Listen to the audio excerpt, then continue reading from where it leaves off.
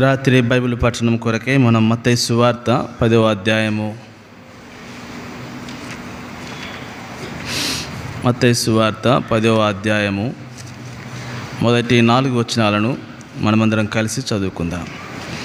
మత్తయి సువార్త 10వ అధ్యాయము మొదటి 4 వచనాలను కలిసి చదువుకుందాం.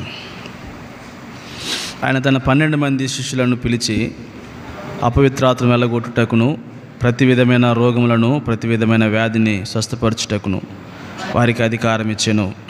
ఆ 12 మంది అపోస్తుల పేర్లు ఏమనగా, మొదట పేతురు అనబడిన సీమోను, అతని సహోదరుడగు ఆంద్రేయ, జబదేయి కుమారుడగు యాకోబు, అతని సహోదరుడగు యోహాను, ఫిలిప్పు, బర్తొలొమయి, తోమా, సుంకరి అయిన మత్తయి, అల్ఫయి కుమారుడగు యాకోబు, మారు పేరు గల లెబ్బయి, కనానీయుడైన సీమోను, ఆయనను అప్పగించిన ఇస్కరియోతు యూదా. మరి ఒక భాగాన్ని కూడా లూకా సువార్త 6వ అధ్యాయము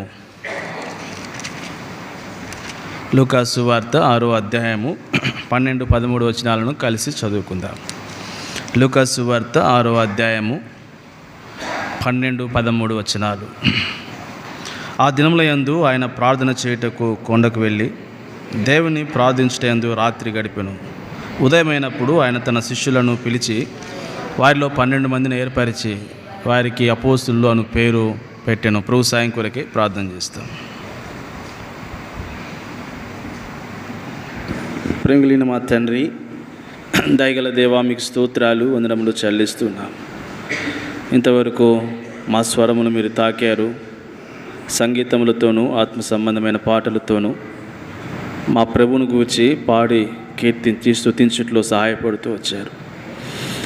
తిరిగి ప్రభువా మీ వాక్య ధ్యానంలోనికి వెళుతున్నాం. బైబిల్ పఠనంలో అపోస్తులను గురించినటువంటి సవివరమైనటువంటి వివరణ మేము తెలుసుకున్నట్లు, గ్రహించినట్లు మా నేత్రములను మీరు తెరుస్తురమని ప్రార్థిస్తున్నాను. నిలబడి మీ దాసుని, నిష్ప్రయోజకుణ్ణి, నా జ్ఞానము దైవ నీతిని నెరవేర్చలేదు.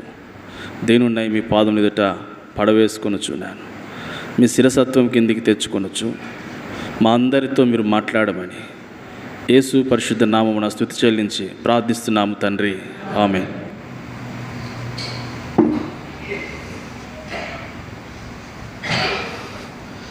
గత వారము మనం ఏదైనా ఒక పుస్తకం ప్రభు మనకు బయలుపరిచేంత వరకు కూడా అపోస్తులను గురించినటువంటి సవివరణ మనం బైబిల్ స్టడీ కొరకే కలిగి ఉంటామని మనం జ్ఞాపకం చేసుకుంటూ వచ్చాం. ప్రభు అయినటువంటి దేవుడు తాను భూమి మీద ఉన్నటువంటి దినాల్లో ఆయన 12 మంది శిష్యులను ఏర్పరచుకున్నాడు. ఈ శిష్యుల యొక్క ఏర్పాటు ఎప్పుడు జరిగింది అనంటే, మార్కు సువార్త 1వ అధ్యాయము మనం 11-12 వచనాలలో ఆయన గలిలయలో తన పరిచర్యను ఆరంభించక మునుపు జరిగింది. ఈ 12 మందిని ప్రభు ఏర్పరచుకున్నాక అప్పుడు గలిలయలో అప్పటికి యోహాను చెరపట్టబడుట మనం చూస్తాం. ఇప్పుడు యోహాను ప్రభువైనటువంటి యేసుక్రీస్తు వారికి ముందుగా ఆయన పంపబడుతూ వచ్చాడు. దేని కొరకు అంటే, యోహాను ఏం చెప్పాడు? కాబట్టి నా వెనక వచ్చేవాడు నాకంటే శక్తిమంతుడు అన్నాడు. ఎందుకు వచ్చాడు ఆయన?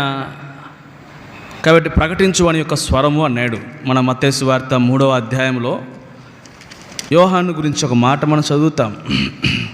3వ వచనంలో, ప్రభు మార్గం సిద్ధపరచుడి, ఆయన త్రోవను సరళం చేయడని అరణ్యంలో కేక వేయనొకని శబ్దముగా వచ్చాడు. అంటే యేసుక్రీస్తు ప్రభువారికి ముందుగా పంపబడుతూ వచ్చాడు.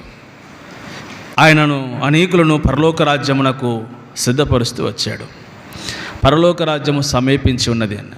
ఇప్పుడు యోహాను చెరపట్టబడ్డ తర్వాత గలిలయలో ప్రభు తన యొక్క ఈ పరిచర్యను ఆరంభించి ఇదే మాటతో తన యొక్క పరిచర్యను ఆరంభిస్తాడు.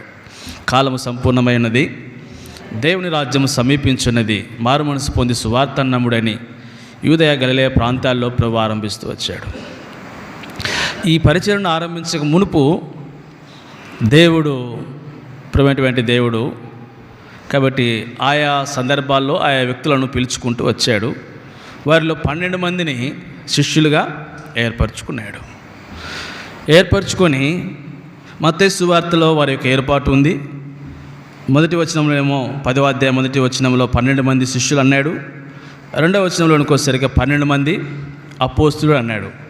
ఈ శిష్యులకు లూకా సువార్తికుడేమో ఆ 12 మందిని ఏర్పరచుకున్న తర్వాత ప్రభువే వారికి అపోస్తులు అని పేరు పెట్టడం చూస్తున్నాం. అయితే మనం ఇక్కడ గమనించవలసింది ఒక సంగతి, మనము స్టడీలోనికి వెళ్ళక మునుపు 6వ అధ్యాయము లూకా సువార్త 12వ వచనంలో మనం ఒక మాటను చూస్తాం. ఆ దినముల యందు ఆయన ప్రార్థన చేయుటకు కొండకు వెళ్ళి దేవుని ప్రార్థించుటయందు రాత్రి గడిపెను.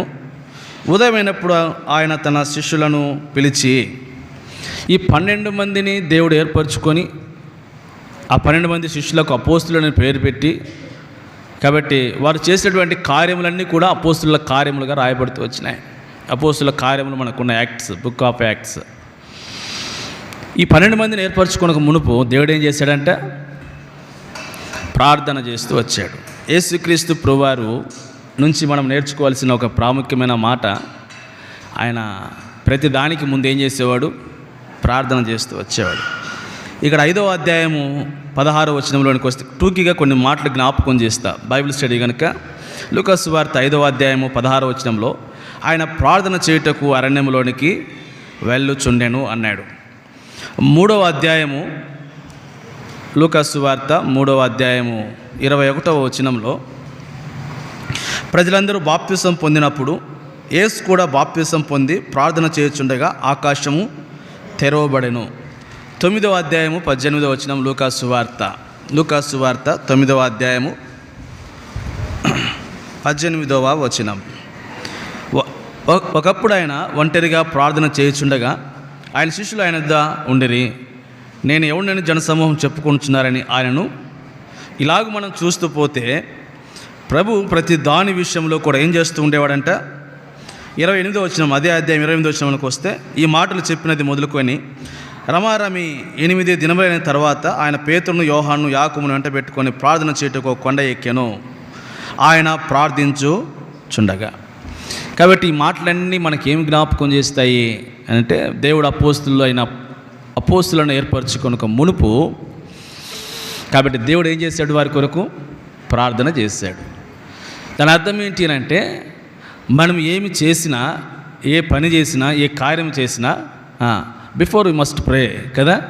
ప్రార్థించకుండా మనం ఏ పని కూడా చేయకూడదు. ఎందుకు ఈ మాట చెబుతున్నాను అంటే, ప్రార్థించి 12 మందిని ఏర్పరచుకున్న తర్వాత వీని గురించి ఒక మాట మీకు జ్ఞాపకం చేయాలి. అదేంటి అని అంటే, అపోస్తుల కార్యములు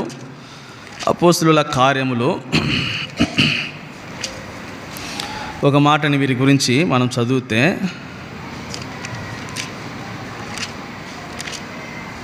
అపోస్తుల కార్యములు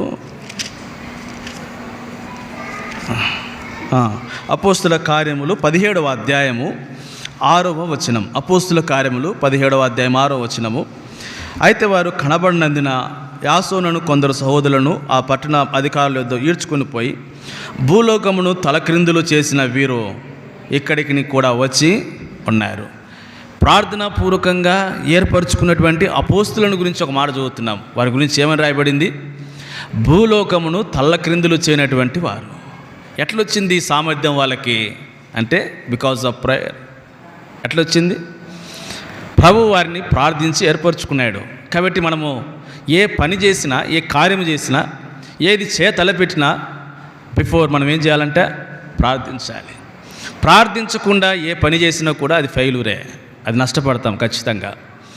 ఏ చిన్న కార్యం చేయాలని తలపెట్టినా కూడా మనం ముందుగా ఏం చేయాలి?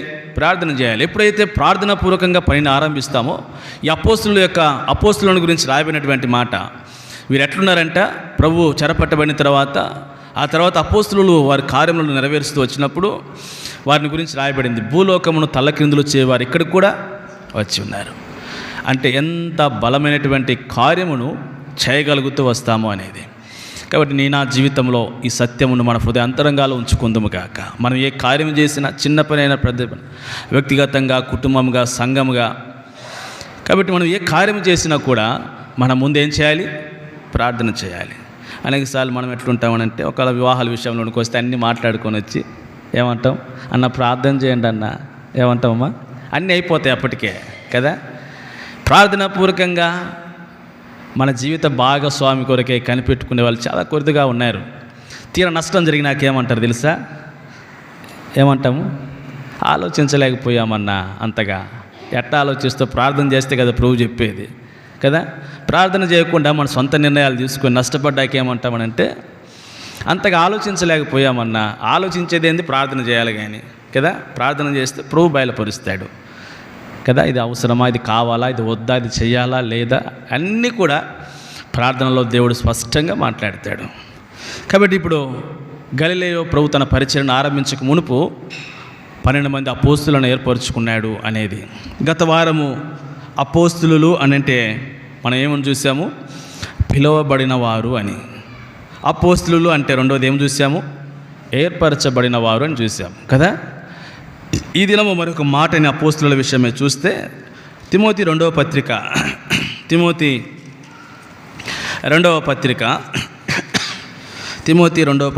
1వ అధ్యాయము 11వ వచనం. ఆ సువార్త విషయంలో నేను ప్రకటించువాడను గాను అపోస్తులుడను గాను నియమింపబడి తిని. పౌలు అపోస్తులు తన గురించి తాను చెప్పుకున్నటువంటి మాట. ఆ సువార్త విషయంలో నేను ప్రకటించువాడిని గాను అపోస్తులుడు గాను ఏమైనానంట? నియమింపబడ్డాను. ఆర్డైన్డ్ ఆర్ అపాయింటెడ్ మే. కాబట్టి నేను నియమింపబడిన వాడను. ఎలాగూ? అపోస్తులుడుగా నియమింపబడ్డా. అంటే అపోస్తులుడు అని అంటే ఎవరు అంటే నియమింపబడినటువంటి వారు అని అర్థం. కాబట్టి గత వారం మనం చూసాము అపోస్తులుడు అంటే పిలువబడిన వారు అని. కాబట్టి మనమును పిలువబడినటువంటి వారిని. అపోస్తులుడు అంటే రెండోదిగా ఏర్పరచబడిన వారు అని చూస్తూ వచ్చాము. ఇప్పుడు ఈ దినం మూడోదిగా అపోస్తులుడు అంటే నియమింపబడిన వారు. కాబట్టి ఎవరి అపోస్తులు ఎవరికి సాదృశ్యంగా ఎలాగూ మనం పేర్లలుగా చూస్తూ వచ్చామో గత వారం మీకు జ్ఞాపకం చేశాను, మరలా జ్ఞాపకం చేస్తాం. కాబట్టి దేవుడు ఇశ్రాయేలును ఏర్పరచుకున్నాడు, దేవుడు ఇశ్రాయేలును పిలుచుకున్నాడు. మూడోదిగా ఇప్పుడు దేవుడు ఇశ్రాయేలును నియమించుకున్నాడు. ఇప్పుడు నూతన నిబంధనలోనికి వచ్చినప్పుడు అక్కడ 12 మంది ఇశ్రాయేలీల గోత్రములు 12 ఫిగరేటివ్గా అంటే సాదృశ్యంగా అపోస్తులు 12 మంది మనకు కనపడతారు. కాబట్టి ఇక్కడ 12 మంది ఇశ్రాయేలీలు 12 మంది అపోస్తులుగా అంటే వీరికి సాదృశ్యంగా అపోస్తులను తీసుకోవటం జరిగింది. కాబట్టి వీరు ఇశ్రాయేలీలకి ముంగుర్తిగా నాడు వారు ఎట్లున్నారు అంటే ఇశ్రాయేలీలు దేవుడు వారు పిలువబడినటువంటి వారు. అందుకే యాకోబు నిన్ను పిలిచినటువంటి వాడు అంటాడు యాకోబు విషయం మాట్లాడుతూ. యాకోబును పిలిచాడు, యాకోబును ఏర్పరచుకున్నాడు, యాకోబును నియమించినటువంటి వాడుగా ఉన్నాడు దేవుడు. ఇక్కడికి వచ్చేసరికి అపోస్తులను పిలుచుకున్నాడు, అపోస్తులను ఏర్పరచుకున్నాడు. మూడోదిగా ఈ దినం మనం చూస్తున్నాం అపోస్తులను పిలుచుకున్నాడు, అపోస్తులను ఏర్పరచుకున్నాడు. మూడోదిగా ఈ దినం చూస్తున్నాం అపోస్తులను ఏం చేశాడు? నియమించినవాడు.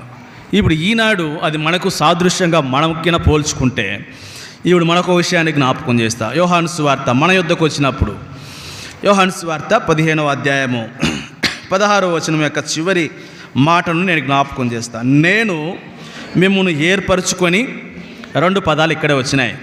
కాబట్టి దేవుడు మనల్ని ఏర్పరచుకున్నాడు, దేవుడు మనల్ని నియమించినవాడు. అంటే ఇప్పుడు ఆ అపోస్తులకు సాదృశ్యంగా దేవుడు నిన్ను నన్ను నియమించినటువంటి వాడు. అంటే ఇప్పుడు ఈ అపోస్తులు ఎవరో కాదు, చేరి వచ్చినటువంటి మనమందరము కూడా ఈ అపోస్తులకే ముంగుర్తుగాను సాదృశ్యంగాను కనపడుతూ ఉన్నామని.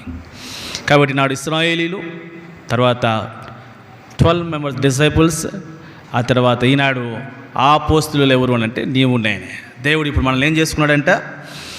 ఏర్పరచుకున్నటువంటి నియమించినటువంటి వాడిగా ఉన్నాడు. నేను మిమ్మల్ని ఏర్పరచుకొని నియమించి తిని. కాబట్టి ఇప్పుడు మనం ఎవరు మీనంటే అపాయింటెడ్ పీపుల్స్, మనం నియమింపబడినటువంటి వారిమే. ఇప్పుడు అక్కడికి వస్తాం, అపోస్తుల దగ్గరికి వస్తాం. అపోస్తులు ఎవరు అంటే వారు నియమింపబడినటువంటి వారు. మత్తయి సువార్త ప్రభు ఇప్పుడు 4వ అధ్యాయంలోనికి వస్తే మత్తయి సువార్త 4వ అధ్యాయము దేవుడు వీరిని నియమించక మునుపు దేవుడు వీరిని నియమించాడు. ఇప్పుడు 4వ అధ్యాయము మనం 18, 19, 20, 21, 22 వచనాల్లో అక్కడ కొంతమంది అపోస్తులను దేవుడు అంటే కొంతమందిని శిష్యులుగా చేసుకున్నాడు. కాబట్టి వారిని అపోస్తులుగా నియమిస్తూ వచ్చాడు. నియమింపబడినటువంటి అపోస్తుల విషయమై నియమింపబడినటువంటి ఈ అపోస్తులు ఎలాగూ ఉండాలో కొండ మీద ప్రసంగంలో 2 మాటలు చెప్పాడు వారి విషయమై. అదే ఈ రాత్రి మనం బైబిల్ స్టడీ కొరకే చూస్తాం. కాబట్టి 4వ అధ్యాయంలో దేవుడు ఎవరెవరిని పిలుచుకున్నాడంటే పేతురు అనబడినటువంటి సీమోనును, అతని సహోదరుడైనటువంటి ఆంద్రేయ అను 2 సహోదరులు. ఆ తర్వాత మనం కొంచెం ముందుకు వస్తే అక్కడ నుండి వెళ్ళి జబదే కుమారుడైనటువంటి యాకోబు, అతని సహోదరుడైనటువంటి యోహాను, మరిద్దరు సహోదరులు తమ తండ్రి వద్ద అక్కడ వాళ్ళు బాగు చేసుకొని ఉన్నారు. వారిని కూడా పిలిచాడు. అంటే ఇక్కడ కొంతమంది శిష్యులను దేవుడు పిలిచాడు ఆయనను వెంబడించుట కొరకై. కాబట్టి వీరిని నియమింపబడినటువంటి వారు ఎలాగ నియమించాడంటే అపోస్తులుగా నియమించాడు. కాబట్టి ఇక్కడ కొంతమంది నియమింపబడినటువంటి అపోస్తులు ఉన్నారు. వారు నియమింపబడిన తర్వాత వారందరిని ఒక చాట చేర్చి కొండ మీద ప్రసంగంలో, కాబట్టి ఆయన ఈ మాటలు ఎవరికి చెప్తున్నాడు? ఆయన జనసమూహమును చూచి కొండ ఎక్కి కూర్చుండగా ఆయన శిష్యులు ఆయన వద్దకు వచ్చిరి అన్నాడు. అంటే ఇప్పుడు నియమింపబడిన తర్వాత కాబట్టి కొంతమంది శిష్యులను ప్రభు పిలిచాడు. ఇక్కడ పిలిచినటువంటి సందర్భం ఉంది, ఇక్కడ ఏర్పరచబడినటువంటి సందర్భం ఉంది. ఇప్పుడు వారు నియమింపబడినటువంటి వారికి అపోస్తులుగా నియమింపబడిన తర్వాత ఈ 5వ అధ్యాయంలోనికి వచ్చినప్పుడు ఆ శిష్యులందరినీ నియమింపబడినటువంటి శిష్యులను పిలిచి అపోస్తులను పిలిచి వారి గురించి 2 మాటలు జ్ఞాపకం చేశాడు. ఎంతో ఉంది కొండ మీద ప్రసంగంలో, చాలా సంగతులు ఉన్నాయి. కానీ అయితే నియమింపబడినటువంటి వారి విషయంలో ప్రభు 2 మాటలు జ్ఞాపకం చేశాడు. వారిని 4వ అధ్యాయంలో వారిని శిష్యులుగా పిలిచి ఏర్పరచుకొని నియమించిన తర్వాత 5వ అధ్యాయంలో అపోస్తులుగా నియమింపబడినటువంటి వారు.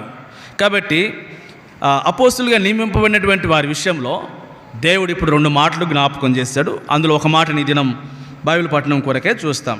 ఇప్పుడు 13వ వచనాన్ని చదువుతాం. 13వ వచనం, మీరు లోకమునకు ఏమై ఉన్నారు? ఉప్పై ఉన్నారు. చదువక్క. ఉప్పు నిస్సారమైతే దేనివల్ల అది సారము పొందును? అది బయట పారవేయబడి మనుషుల చేత త్రొక్కబడుటకే కానీ మరి దేనికిని పనికి రాదు అని ఒక మాట అన్నాడు. 14వ వచనంలో ఏమన్నాడు? మీరు లోకమునకు ఎవరు వీళ్ళు? Those who are appointed as the apostles. అంటే ఎవరైతే అపోస్తులుగా నియమింపబడ్డారో వారి విషయమై మాట్లాడుతున్నారు ఇప్పుడు ప్రభు. కాబట్టి వారిని అపోస్తులుగా నియమించిన తర్వాత వారు నియమింపబడినటువంటి అపోస్తులుగా, కాబట్టి వారిని ఇప్పుడు దేవుడు వారి విషయమైనటువంటి 2 సంగతులను జ్ఞాపకం చేస్తున్నాడు. ఒకటేంటి అంటే, ఓ అపోస్తులులారా, నేను ఎందుకు మిమ్మల్ని నియమించాను, అపోస్తులుగా మిమ్మల్ని ఎందుకు నియమించాను అంటే, మీరు లోకములో ఎలా ఉండాలా? కాబట్టి మీరు లోకమునకు ఎలా ఉండాలన్నారు? ఉప్పుగా ఉండాలి అన్నాడు. కాబట్టి నియమింపబడినటువంటి అపోస్తులు తనతో కూడా ఉండటానికని ప్రభు నియమించినటువంటి అపోస్తులను తర్వాత ఈ 12 మందిని ఎక్కడికి పంపాడు? లోకములోనికి పంపాడు. అంతకుముందు ఎక్కడికి పంపాడు ఈయన అని అంటే 10వ అధ్యాయము, మత్తయి సువార్త 10వ అధ్యాయము 5వ వచనంలో యేసు 12 మందిని పంపుచు వారిని చూసి వారికి ఆజ్ఞాపించిన, మీరు అన్యజనుల దారిన వెళ్ళకుడి, సమరయుల ఏ పట్టణంలో అయినా ప్రవేశింపకూడదు, కానీ ఇశ్రాయేలు వంశంలోని నశించిన గొర్రెల యొద్దకే వెళ్ళుడి అన్నాడు. ప్రభువైనటువంటి యేసుక్రీస్తు వారు అరెస్ట్ కాకమునుపు. కాబట్టి ఇప్పుడు నియమింపబడినటువంటి అపోస్తులను ఎక్కడికి పంపించాడు? ఇశ్రాయేలీల వంశంలోని నశించినటువంటి గొర్రెల యొద్దకు పంపాడు కదా. ఆ తర్వాత వీరిని ఎక్కడికి పంపాడు? మార్కు సువార్తకు వచ్చేసరికి మార్కు సువార్త 16వ అధ్యాయము 15-16 వచనం, మీరు సర్వలోకమునకు వెళ్ళి సర్వ సృష్టికి సువార్తను, అంటే అల్టిమేట్గా నియమింపబడినటువంటి అపోస్తులు ఎక్కడికి వెళ్ళాలి? లోకములోనికి వారిని పంపుతూ ఉన్నాడు. చూడండి ఎంత శ్రేష్టమైనటువంటి పాఠం కొండ మీద అపోస్తులకు ప్రభు నేర్పాడు. వీళ్ళు అనుకొని ఉంటారు ఏమని, ప్రభు మమ్మల్ని పిలుచుకున్నాడు, ప్రభు మమ్మల్ని ఏర్పరచుకున్నాడు, ప్రభు మమ్మల్ని నియమించుకున్నాడు, తనతో పాటు ఉంటామని ఉన్నారు. పర్లే, దేవుడు అద్భుతములు చేస్తే 5 రొట్టెలు 2 చేపలుగా ప్రభు వారికి ఆహారాన్ని అవలనుకున్నారు. ఇంకా ప్రభుతో ఉన్నంతకాలం మనకి ఇంకా ఏ కొదువలు కూడా లేవనుకున్నాడు. అయితే ఇప్పుడు చెప్తున్నాడు కొండ మీద ప్రసంగంలో, దేవుడు, ఓ అపోస్తులులారా, నేను మిమ్మల్ని ఎందుకు నియమించాను అంటే మిమ్మును నేను ఎక్కడికి పంపుతాను? లోకములోనికి వెళ్ళాలి. ఓ విశ్వాస క్రైస్తవ జీవితంలో దేవుడు మనల్ని ఎందుకు పిలిచాడో, దేవుడు మనల్ని ఎందుకు ఏర్పరచుకున్నాడో గత వారం చూసాము. అదే అపోస్తులుగా ఇప్పుడు మనం పిలువబడుతున్నప్పుడు దేవుడు మనల్ని ఎందుకు ఏర్పరచుకున్నాడో ఇప్పుడు చెప్తున్నాడు.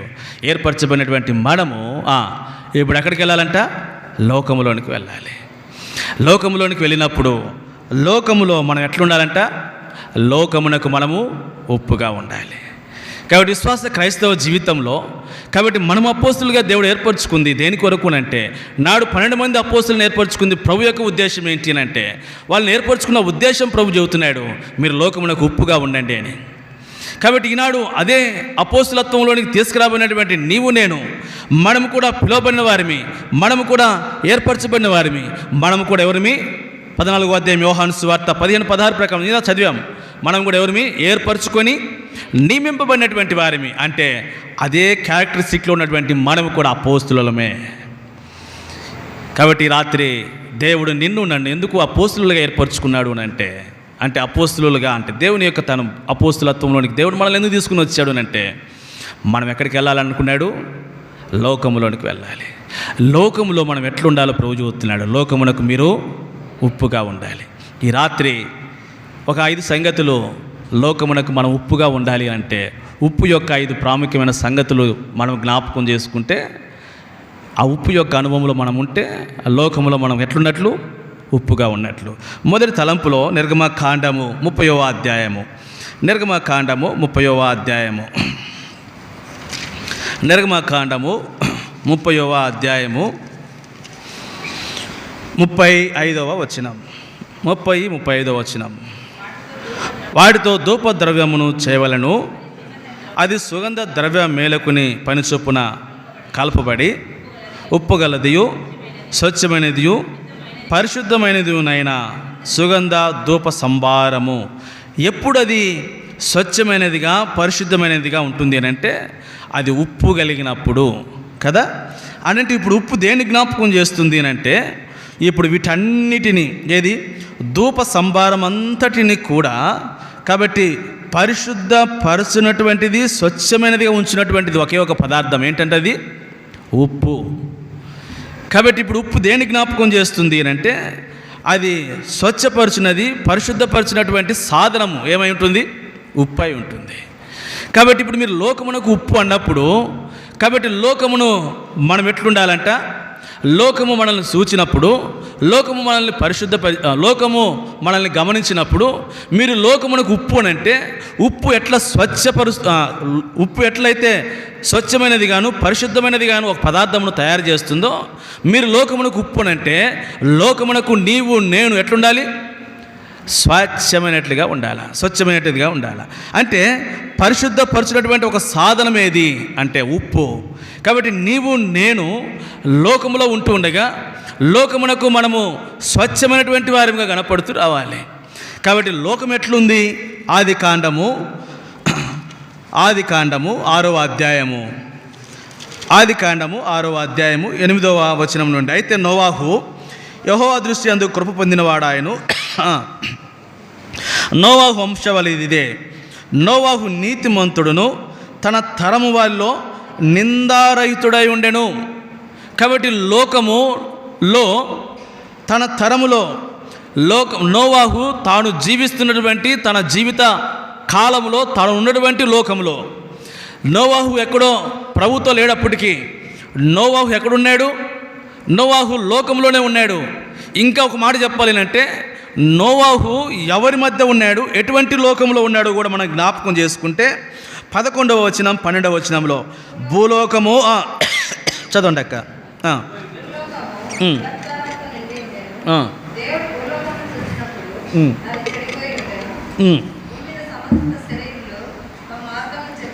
కాబట్టి నోవాహు చుట్టూ ఉన్నటువంటి సర్కమ్స్టెన్స్ గురించి మనం మాట్లాడుకుంటే, అప్పుడున్న లోకం, నోవాహు ఉన్నటువంటి లోకము, అప్పుడు చుట్టూ ఉన్నటువంటి ప్రజలందరూ కూడా ఏమైపోయారంట? చెడిపోయినటువంటి వారుగా ఉన్నారంట. బలత్కారంతో నిన్నటువంటి బలత్కారులు ఉన్నారంట.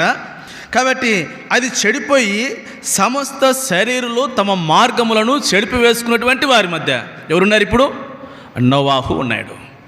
ఇంతమంది మధ్యలో నోవాహు ఎలా కనపడుతున్నాడు అంటే స్వచ్ఛమైనటువంటి వాడిగా, కలంకం లేనటువంటి వాడిగా కనపడుతున్నాడు. ఓ విశ్వాసి, దేవుడు నిన్ను నన్ను ఏర్పరచుకుని నియమించినటువంటి ఉద్దేశం, దేవుడు నిన్ను నన్ను అపాయింటెడ్ చేసింది అపోస్తులుగా, దేవుడు నిన్ను నన్ను నియమించినటువంటి ఉద్దేశం ఏంటి అంటే, ఇదిగో మనల్ని తిరిగి లోకములోనికే దేవుడు నిన్ను పంపుతున్నాడు.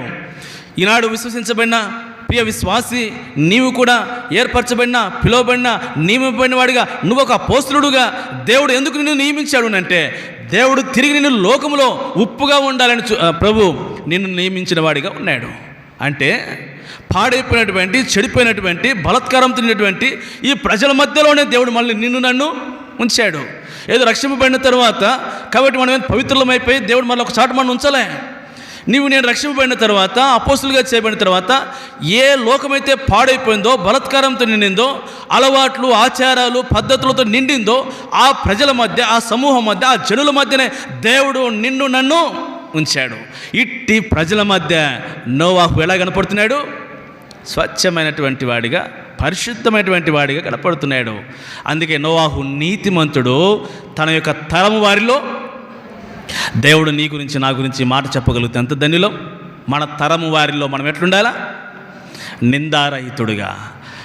ఈ సహోదరుడి ఏ నింద మోపటానికి వీలులే, ఈ సహోదరుడు ఎటువంటి నింద మోపటానికి వీలులే. దానియేలుని గురించి ఒక మాట నేను జ్ఞాపకం చేస్తే గుర్తొస్తుంది. ఇప్పుడు దానియేలు గ్రంథంలో ఒక మాటని, దానియేలు విషయమై 6వ అధ్యాయము 4వ వచనం, 6:4.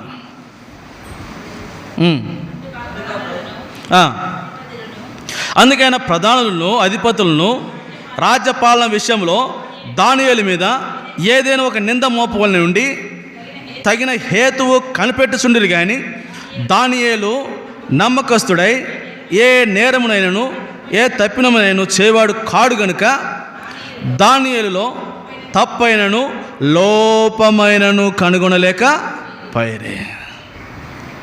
ఇప్పుడు 5వ వచనంలోనికి వస్తే, దేవుని పద్ధతి విషయం ఉందే కానీ అతనిలో లోపము కనుగొనలేమని ఆనుకొని చేతులు ఎత్తేశారు. ఇప్పుడు ఓ విశ్వాస జీవితంలో దేవుడు నిన్ను నా అపోస్తులుగా ఎందుకు ఉంచారు అంటే, మనల్ని చూసి లోకం ఏమేయాలా?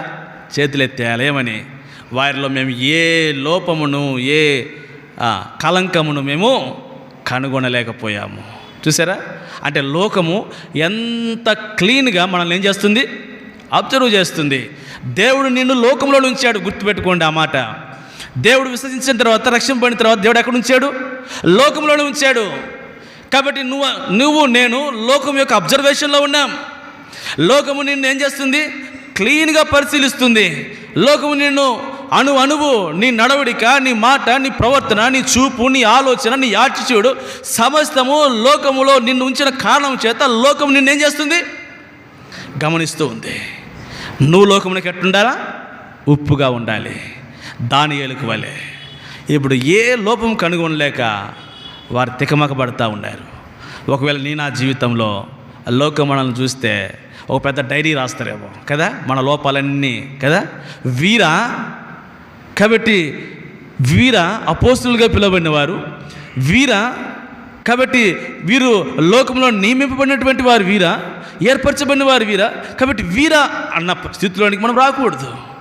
కాబట్టి అపోస్తులు దేవుడు వారికి ఇచ్చిన మీరు లోకమునకు ఉప్పుగా ఉండాలి అని అంటే, కాబట్టి ఆ స్వచ్ఛమైనటువంటిదిగా, పరిశుద్ధమైనటువంటిదిగా ఆ జీవితంలో మనకు జ్ఞాపకం చేస్తూ ఉంది. ఇంకొంచెం పౌలు అపోస్తుల యొక్క వేదన చూస్తే కొరింథీయుల్లోకి వస్తాం. ఇప్పుడు కొరింథీ 2వ పత్రిక 6వ అధ్యాయం 18వ వచనంలో, కొరింథీ 2వ పత్రిక 6వ అధ్యాయము 18వ వచనం, కొరింథీ 2వ పత్రిక 6వ అధ్యాయము అక్కడ ఒక మాట నేను జ్ఞాపకం చేస్తా. కావున మీరు వారి మధ్య నుండి బయలుబడి ప్రత్యేకముగా ఉండండి. వారి మధ్యన ఉండండి, కానీ అయితే వారి నుండి మీరు ప్రత్యేకముగా ఉండండి. ఇది ఉప్పు మనకు నేర్పించేటువంటి మొదటి పాఠం. మీరు లోకమునకు ఎట్లా ఉండండి? ప్రత్యేకముగా ఉండండి. లోకం మనల్ని చూస్తున్నప్పుడు లోకమునకు మనం ఎట్లా కనపడాలి? ప్రత్యేకంగా కనపడాలి. ప్రత్యేకంగా కనపడాలి. అందుకే షూలమెత్తినే కొంతమంది స్త్రీలు అడిగారు, యెరూషలేము కుమార్తెలు అడిగారు కదే. షూలమెత్తి ఆడ కూర్చొని అంటుంది కదా, ఏమని తన ప్రియుని గురించి గొప్ప చెప్పుకుంటూ కూర్చుంది. ఎవరి మధ్య? యెరూషలేము కుమార్తెల మధ్య కూర్చొని చాలా గొప్ప చెబుతుంది. నా ప్రియుడు అట్టటోడు ఇట్టటోడు ఇట్టటోడు అట్టటోడు అని చెబితే ఇప్పుడు అడిగారు వాళ్ళంతా, ఏందమ్మా నీ ప్రియుని యొక్క విశేషం కాస్త చెప్పు మాకు అన్నారు కదా. అంటే ఏం చెబుతుంది ఇప్పుడు అమ్మ? నా ప్రియుడు ధవలవన్నుడు రత్నవన్నుడు 10,000 మంది పురుషులు ఉన్న నా ప్రియుని నేనేం చేస్తా? అది ప్రత్యేకత అంటే. చూసారా, షూలమెత్తి తన ప్రియుని విషయమై తన ప్రియుడు ఎంత ప్రత్యేకతను కలిగి ఉన్నాడో చెబుతుంది. ఒకవేళ 10 మంది పురుషులు ఉన్నా కూడా నా ప్రియుని నేనేం చేస్తాను? కనుగొంట. అది నా ప్రియుని యొక్క ప్రత్యేకత. ప్రభు నీ నుంచి నా నుంచి లోకమునకు ఉప్పుగా ఉండాలి అని చెప్పడంలో ఉద్దేశం ఏంటి అంటే 10,000 మంది లోకములో మన మధ్య ఉన్న మనం ఒక్కరమే ప్రత్యేకంగా కనపడాలి లోకమునకు. అందుకే మీరు లోకమునకు ఉప్పై. ఇప్పుడు చదువుదాం కొరింథీలో, ఇది ముందుకు వస్తాం. అది పౌలు యొక్క వేదన. అది హెబ్రీ పత్రికలోనికి వస్తే 12వ అధ్యాయము, హెబ్రీ పత్రిక 12వ అధ్యాయము 15వ వచనంలో, హెబ్రీ పత్రిక 12వ అధ్యాయము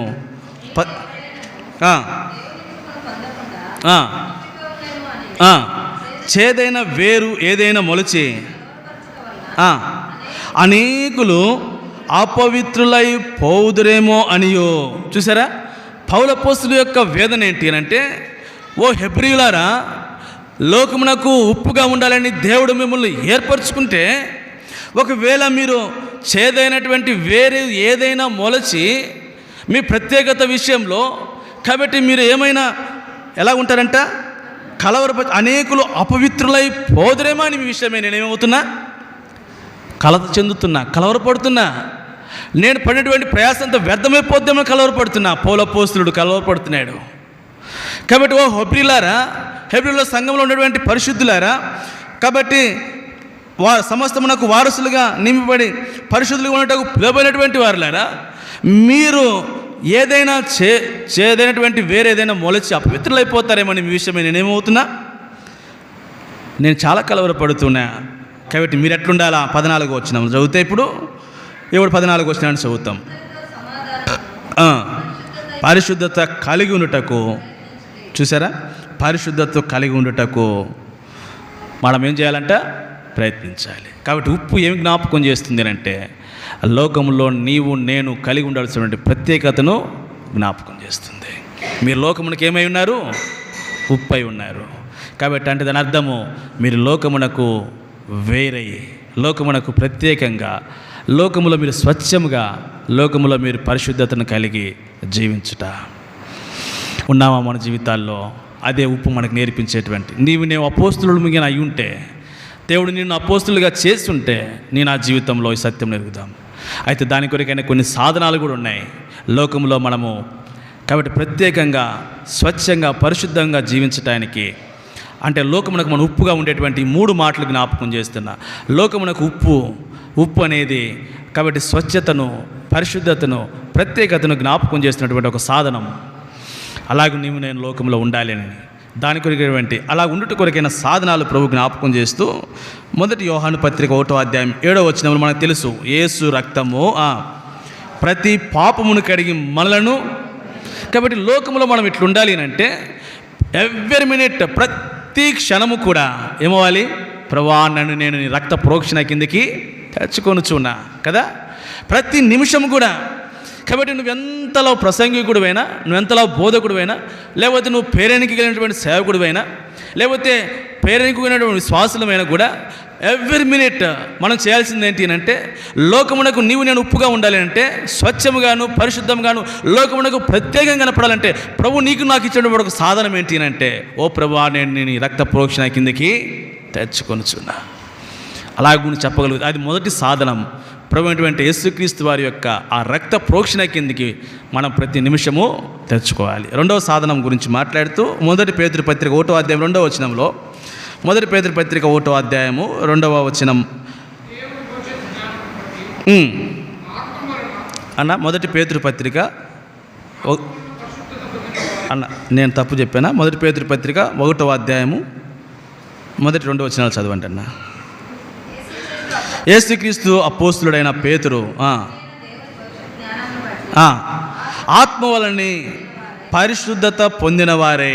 కాబట్టి పరిశుద్ధపరిచినటువంటి సాధనం రెండోది ఏంటి? దేవుని యొక్క ఆత్మ. నేను వెళ్ళిన తర్వాత మీ మధ్యకి ఏం తెస్తుంది? ఆదరణకర్త అనగా పరిశుద్ధాత్మను మీ మధ్యకు పంపుతూ ఉన్నా. కాబట్టి ఇప్పుడు నన్ను లోకమునకు ఉప్పుగా ఉంచేటువంటి రెండవ సాధనం అంటే లోకమునకు స్వచ్ఛమైన వారిగా పరిశుద్ధతగా ప్రత్యేకంగా లోకమునకు కనపడాలి అంటే, కాబట్టి రెండవ సాధనం ఏంటి అంటే ప్రభు మనకి ఇచ్చినటువంటి దేవుని ఆత్మ. అందుకే తెస్సలోనికైకి రాస్తూ పౌలు అపోస్తలుడు తెస్సలోనికయ రెండవ పత్రిక 2వ అధ్యాయం 13వ వచనంలో, తెస్సలోనికయ 2వ పత్రిక 2వ అధ్యాయము, కాబట్టి సహోదరులారా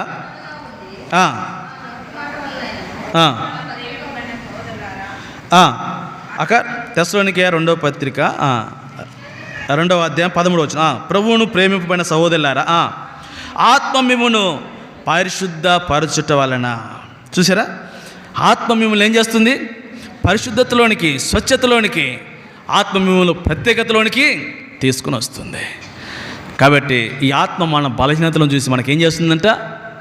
సహాయం చేస్తుందంట. ఈ ఆత్మ మన బలహీనతలను చూసి మనకు సహాయము చేస్తుంది. దేని కొరకు? లోకములో నీవు నేను ఉప్పుగా ఉండేందుకు కొరకే. అంటే లోకమునకు మనము ప్రత్యేకంగాను స్వచ్ఛముగాను లోకమునకు మనం పరిశుద్ధతగా ఉండేందుకు కొరకే సహాయపడినటువంటి రెండవ సాధనం ఏంటి అంటే దేవుడు మనకి ఇచ్చినటువంటి ఆత్మ. ఇంకొక మాట కూడా అన్నాడు పౌలు అపోస్తలుడు కొరింథీయులకు రాస్తూ, ఈ 1 కొరింథీ పత్రిక 6వ అధ్యాయం 11వ వచనంలోనికి వచ్చినప్పుడు ఈ ఆత్మ విషయమై ఆ మాట అన్నాడు. 6:11లో, మీలో కొందరు అట్టివారే ఉంటుంది కానీ ప్రభువైన యేసుక్రీస్తు నామమునను మన దేవుని ఆత్మయందును మీరు కడుగబడి పరిశుద్ధపరచబడతారు. అంటే దేవుని యొక్క ఆత్మ కడిగి మనల్ని ఏం చేస్తుంది? పరిశుద్ధపరుస్తుంది. ఇది రెండవ సాధనం. కాబట్టి మీరు లోకమునకు ఉప్పుగా ఉండాలి అంటే ఎలాగుండమని? లోకమునకు స్వచ్ఛమైనటువంటి వారిగా. అంటే ఇందాక దానియేలు విషయంలో ఒక మాట జ్ఞాపకం చేశారు, లోపము లేనటువంటి వారిగా కదా. లోకమునకు మనం లోపం లేని వారిగా కనపడాలి అంటే, లోకమునకు మనం స్వచ్ఛమైనటువంటి వారిగా కనపడాలి అంటే, లోకమునకు నేను ప్రత్యేకమైనటువంటి వారిగా కనపడాలి అంటే, కాబట్టి దేవుని యొక్క రక్త ప్రోక్షణ కిందకి దేవుని యొక్క ఆత్మ సహాయమును మనం పొందుతూ రావాలి. తద్వారా మూడవదిగా మత్తయి సువార్త 23వ అధ్యాయం 17వ వచనం, మత్తయి సువార్త 23వ అధ్యాయము 17వ వచనంలో 23:17లో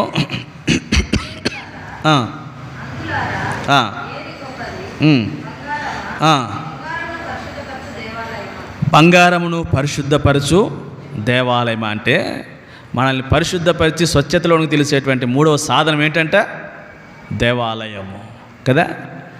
యెహోవా తన పరిశుద్ధ ఆలయంలో ఉన్నాడు. దేవుని యొక్క ఇంటికి నువ్వు ఎంత నమ్మకంగా హత్తుకొని ఉంటావో నువ్వు లోకమునకు అంత ఉప్పుగా ఉంటావు. అర్థమైందా? కాబట్టి ఈ 3 మాటలు జ్ఞాపకం ఉంచుకోనండి. ఉప్పు, మీరు లోకమునకు ఏమై ఉండాలన్నారు? ఉప్పు అంటే దాని అర్థం ఏంటి? స్వచ్ఛముగాను కలంకం లేని వారిగాను. కాబట్టి లోకమునకు ప్రత్యేకమైనటువంటి వారిగా ఉండాలని, అది మొదటి తలంపు. అందుకే ఎఫెసీ పత్రికలో సంఘం విషయమే ప్రభు ఆ మాట అన్నాడు. ఆ మాట కూడా జ్ఞాపకం చేయటం మంచిదే. కాబట్టి సంఘం విషయంలోనికి వచ్చినప్పుడు 5వ అధ్యాయం ఎఫెసీ పత్రిక 25-27 వచనాలు.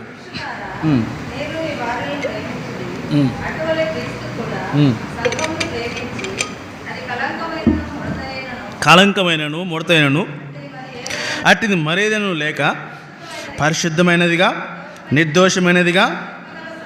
చూసారా, పరిశుద్ధమైనదిగా నిర్దోషమైనదిగా నిష్కలంకమైనదిగా. ఇదే ఉప్పు మనకు జ్ఞాపకం చేస్తుంది. మీరు లోకమునకు ఉప్పు. లోకములో మనం ఇట్లుండాలని సంఘమును ఏం చేశాడంటే ప్రభు పవిత్రపరిచి పరిశుద్ధపరచుటకై తన్ను తాను దాని కొరకు ఏం చేసుకున్నాడు? అర్పించుకున్నాడు. నీ కొరకే నా కొరకే దేవుడు అర్పించుకున్న ఉద్దేశం అదే. లోకమునకు నీవు నేను ఎట్లుండాలని? ఉప్పుగా ఉండాలని. ఇప్పుడు రెండవదిగా రాజుల రెండవ గ్రంథము 2వ అధ్యాయము. రాజుల రెండవ గ్రంథము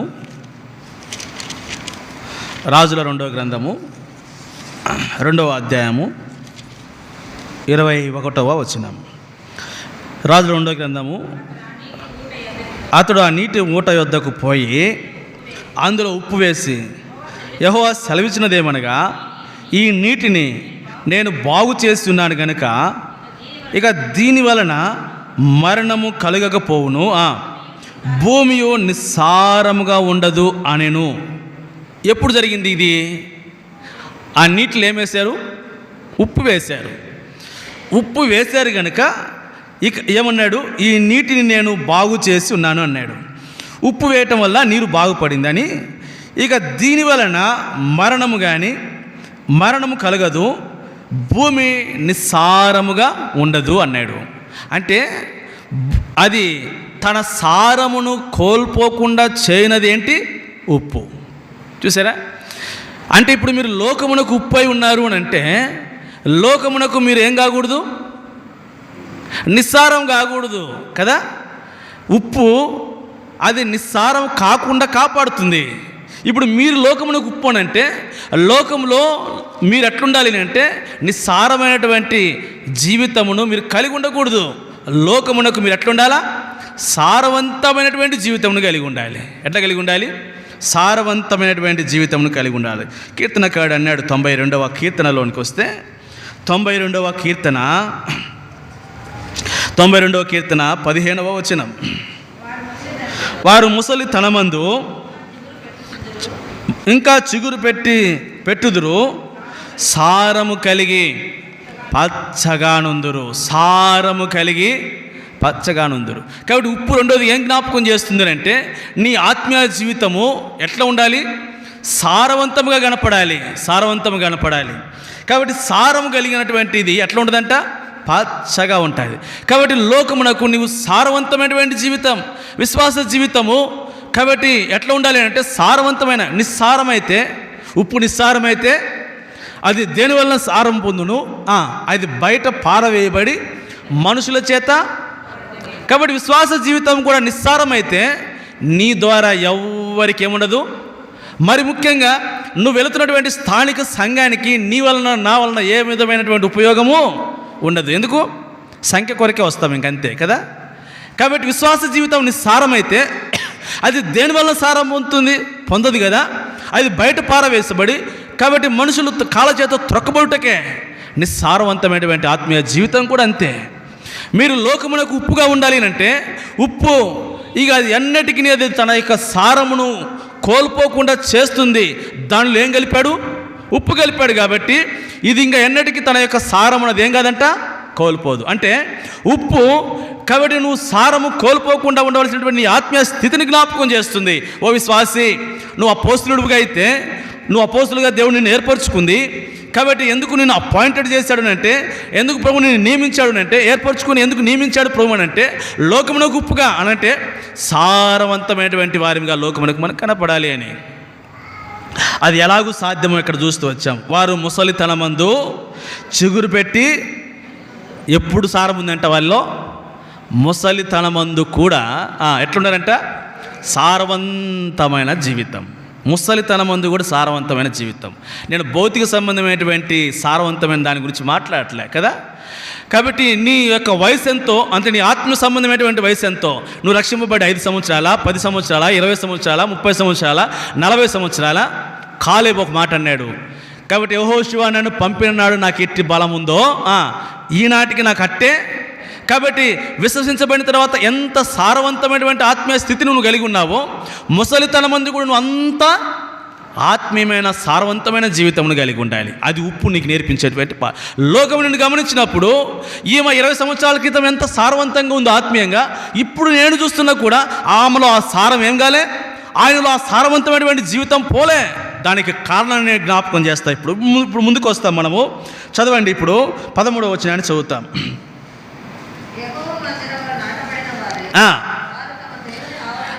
సారవంతమైన జీవితమునకు కారణం చెబుతున్నాడు. ఏమంట? వారు ఎవరు? వారు ఈ అపోస్తలులుగా పిలువబడినటువంటి వీరున్నారే, వీరెవరంట? వారు యెహోవా మందిరంలో వారు ఎవరంట? నాటబడినటువంటి వారు. కాబట్టి వారు ఎవరు అంటే, వారు నాటబడినటువంటి వాడి సారవంతమైనటువంటి జీవితం నాకు కారణం ఏంటి అంటే, వారు ఇప్పుడు నాటబడినటువంటి వారిగా ఉన్నారు. కాబట్టి విశ్వాస జీవితం ఎప్పుడు సారవంతంగా ఉంటుంది అని అంటే, నీవు నేను నాటబడినటువంటి అనుభవంలో మనం ఉన్నప్పుడు. అందుకే మనం ఇక్కడ ప్రభు ఇశ్రాయేల్ విషయం అంటాడు. 80వ కీర్తనలో 80వ కీర్తన ఇశ్రాయేల్ ప్రజల గురించి ప్రభు ఒక మాట అన్నాడు. 80వ కీర్తన 8-9 వచనాలు.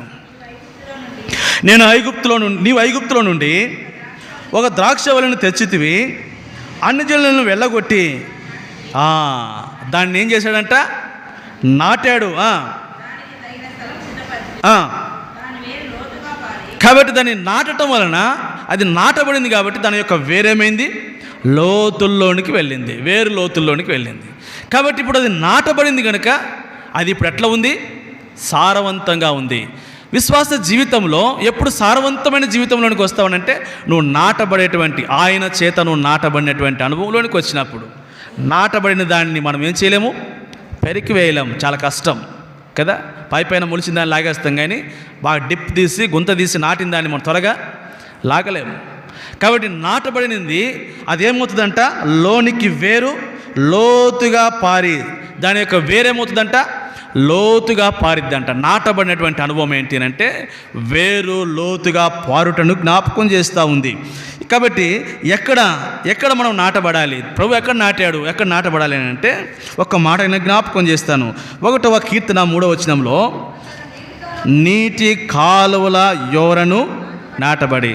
కాబట్టి ఇక్కడ కీర్తనకారుడు అన్నాడు ఆ మాట.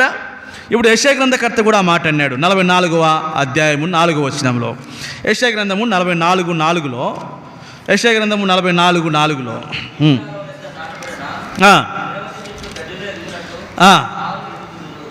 ఇక్కడేమంటాడు? నీటి కాలువల యొద్ద నాటబడినటువంటి నిరవంజి చెట్లు గడ్డిలో ఎదుగునట్లు అన్నాడు. అంటే సారవంతమైనటువంటి ఫ్లరిష్గా సారవంతంగా ఉండేటువంటి జీవితం యొక్క రహస్యమును చెబుతున్నాడు. అది నాటబడినటువంటి అనుభవం. ఎక్కడ నాటబడాలంట? నీటి కాలువలో నాటబడాలి. ఇక్కడ అన్నాడు కదా 4వ వచనం, నీటి కాలువల యొద్ద నాటబడాలి. నీటి కాలువ దేనిని సూచిస్తుంది మనకు అంటే? ఇంకో మాట అన్నాడు ఇక్కడ, నీటి కాలువల యొద్ద అన్న ఇంకో మాట జ్ఞాపకం. యెహెజ్కేలు గ్రంథము 19వ అధ్యాయము 10వ వచనంలో, యెహెజ్కేలు గ్రంథము 19వ అధ్యాయము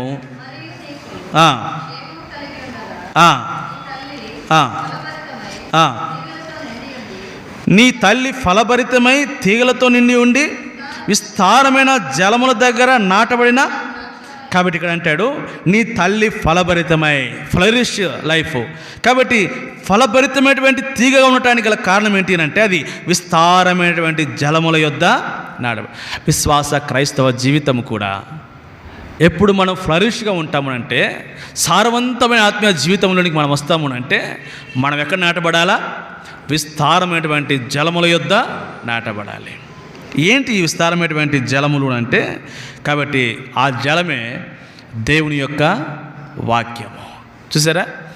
కాబట్టి వాక్యమును ఉదక స్నానము చేత దానిని పరిశుద్ధపరచుటకై అంటాడు కదా వాక్యము.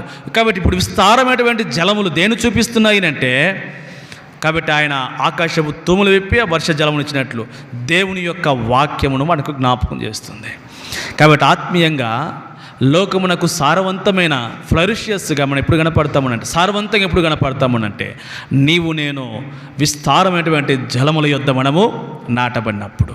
అంటే వాక్యము నీకు విస్తారంగా అందుతున్నప్పుడు ఆ వాక్యమును నువ్వు ఎంతగా తీసుకుంటావో, తీసుకున్నటువంటి వాక్యమును నీ జీవితంలోకి ఎంతగా అప్లై చేసుకుంటావో.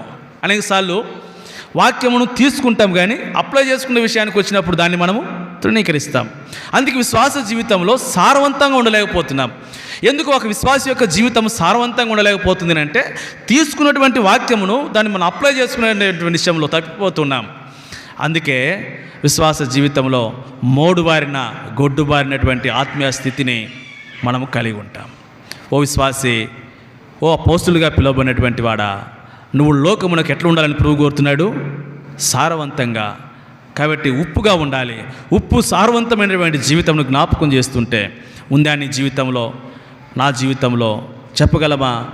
కాబట్టి నేను ముసలితనమందు నా ఆత్మీయ స్థితి ఇప్పుడు 20 సంవత్సరాలు 30 సంవత్సరాలు అయినా ప్రభు కొరకే నేను సారవంతమైనటువంటి జీవితంలో వాక్యమును నేను నా జీవితంలో నేటికి తీసుకొని ఆ కాలువల యొద్ద నేను ఏమైనాను? నాటబడ్డా. నాటబడ్డా అంటే వాక్యమందు నేనేమైనాను, నాటబడుతూ వచ్చాను. వాక్యమందు నేను నాటబడుతూ వచ్చాను. అందుకే యోహాను సువార్త 8వ అధ్యాయం 31వ వచనంలో, యోహాను సువార్త 8వ అధ్యాయము 31వ వచనం, యోహాను సువార్త 8వ అధ్యాయము. కాబట్టి యేసు మీరు నా వాక్యమందు నిలిచిన వారైతే నా శిష్యులంటే అపోస్తులై ఉంటారు కదా. అంటే దేని యందు నిలిచి ఉండాలి, దేని యందు నాటబడాలి? మీరు నా వాక్యమందు నిలిచిన వారైతే. అదే నీటి కాలువల నాటబడినటువంటి, విస్తారమైనటువంటి జలముల యొద్ద నాటబడినటువంటి సారవంతమైనటువంటి జీవితం. దేవుని యొక్క వాక్యమందు మనము అనేకసార్లు మనం ఎట్టుంటామంటే 37వ వచనంలో కూడా చదువుతాం అక్క, మీరు అబ్రహాము సంతానమని నాకు తెలియను, ఆయనను మీలో మీరెవరని నాకు తెలుసు, మీరు అబ్రహాము సంతానమని నాకు తెలుసు. కాబట్టి అయినా సరే మీరు అబ్రహాము సంతానమని తెలుసు, కానీ అయితే మీలో ఏం లేదు, నా వాక్యమునకు మీలో. అందుకే కాబట్టి మనము సారవంతమైన జీవితంలో మనం కనపడట్లే ప్రభువుకి. విశ్వాస జీవితంలో లోకమునకు ఉప్పుగా అంటే సారవంతమైన, అంటే పాడైపోయినటువంటి జీవితం సారవంతమా. కాబట్టి ఆ ఉప్పు వేయటం వలన అది తన యొక్క మరణమును సంభవించదంట. ఏమన్నాడు అక్కడ? మరణము సంభవించదు. ఇంకా ఏమన్నాడు? అది తన యొక్క సారమును కోల్పోదు. అంటే మృతమైనటువంటి జీవితం మన జీవితంలో కనపడకూడదు. మనం ఎట్లా కనపడాలి? సారవంతమైనటువంటి జీవితం. చెప్పగలమా? నేను లోకమునకు సారవంతంగా ఉన్నా, నాలో మృతమైనది ఏది కూడా లేదు. అనేకసార్లు మృతమైనవన్నీ కూడా మనలో ఏమవుతుంటాయి? కనపడుతూ వస్తాయి. ఎందుకనంటే ఈ మృతమైనటువంటి వాటిని మనం ఏం చేయము? పాతి పెట్టబలం. మృతమైనవి ఏం చేయము? పాతి పెట్టము. కాబట్టి సౌలు అంటాడు, ఏమయ్యా రెంకలు సౌలు నిలబడుతున్నాయి అంటే ఏమంటాడు ఆయన? మంచి శ్రేష్టమైనవి కొన్ని తీసి పెట్టేప్పుడు నీకు ఈటానికే అంటాడు. అనేకసార్లు ఆ రంకెల సౌండ్లు కదా, ఆ రంకెల యొక్క శబ్దాలు మన జీవితాలు ఏమవుతుంటాయి? పైకి వస్తాయి. ఎందుకంటే అవి చనిపోవాయి, అవి మృతమవు, అవి అప్పుడప్పుడు బయటకు వస్తూ ఉంటాయి. అందుకని సారవంతమైనటువంటి జీవితం నుంచి మొద్దుబారిన, గొడ్డుబారిన, మోడుబారినటువంటి జీవితంలోనికి మనము వస్తాం. కాబట్టి లోకమునకు మనం సారవంతంగా కనపడాలి. ఉప్పు యొక్క రహస్యం అదే. మీరు లోకమునకు ఏమై ఉన్నారు? ఓ అపోస్తులారా, మీరు లోకమునకు ఉప్పుగా, అంటే సారవంతం. దేవుని యొక్క వాక్యం మన జీవితాలు. అందుకే యాకోబు రాస్తూ తన పత్రికలో 1వ అధ్యాయం 27వ వచనంలో, యాకోబు పత్రిక 1వ అధ్యాయము 27వ వచనం, యాకోబు పత్రిక పవిత్రమును అక్క, యాకోబు పత్రిక 1వ అధ్యాయము 21వ వచనం అక్క. అందుచేత సమస్త కల్మషమును విర్రవీగుచున్న దుష్టత్వమును మాని లోపల నాటబడి మీ ఆత్మను రక్షించుటకు శక్తిగల వాక్యము. చూసారా ఏమంట? మీ ఆత్మను రక్షించుటకు శక్తిగల వాక్యం ఏముండాలంట? లోపల నాటబడాలి. దేవుని యొక్క వాక్యము నీటి కాలువలో నాటబడటం అంటే, దేవుని యొక్క వాక్యం మన హృదయ అంతరంగాలు ఎంతగా నాటబడుతుందో మనం అంతగా సారవంతంగా ఉంటాం. కాబట్టి దేవుని యొక్క వాక్యం మనకు సమృద్ధిగా అందుతున్నప్పుడు అది మన జీవితాల్లో, కాబట్టి మనము నాటబడటం అవసరం. అందుకే పౌలు అపోస్తలుడు తిమోతిని హెచ్చరిక చేస్తూ ఈ మాటతో నేను 2 తలంపుడు ముగిస్తా. ఏమని హెచ్చరిక చేశాడంటే, మొదటి తిమోతి పత్రిక 4వ అధ్యాయం 6వ వచనం. మొదటి తిమోతి పత్రిక 4వ అధ్యాయము ఈ సంగతులను అనుసరించు వచ్చిన విశ్వాస సుబోధ సంబంధమైనటువంటి వాక్యముల చేత పెంపారుచు అంటే గ్రోయింగ్ అన్నమాట, సారవంతమైనటువంటి స్థితిని. కాబట్టి ఏమంటాడు? వాక్యముల చేత పెంపారుచు. ఓ విశ్వాసి, ఇదే ఉప్పు యొక్క 2వ పాఠం. మీరు లోకమునకు ఏమై ఉన్నారు? ఉప్పు అయి ఉన్నారు. అంటే లోకములకు మనము సారవంతంగా కనపడుతూ వస్తుంది. అలాగే సారవంతంగా కనపడుతూ రావాలి అంటే నీటి కాలువలో మనం ఏం కావాలి? అదే ఉప్పు మన జీవితాల్లో నేర్పించే 2వ పాఠం. ఇప్పుడు 3వ తలంపులోనికి వస్తాను. ఎజ్రా గ్రంథం 4వ అధ్యాయం 14వ వచనం. ఎజ్రా గ్రంథము 4వ అధ్యాయం, నేను త్వరగా ముగిచ్చేస్తాను. ఎజ్రా గ్రంథము 4వ అధ్యాయము 14వ వచనం. ఎజ్రా గ్రంథము 4వ అధ్యాయము, మేము రాజు యొక్క ఉప్పు తిన్నవారము గనుక రాజునకు నష్టం రాకుండా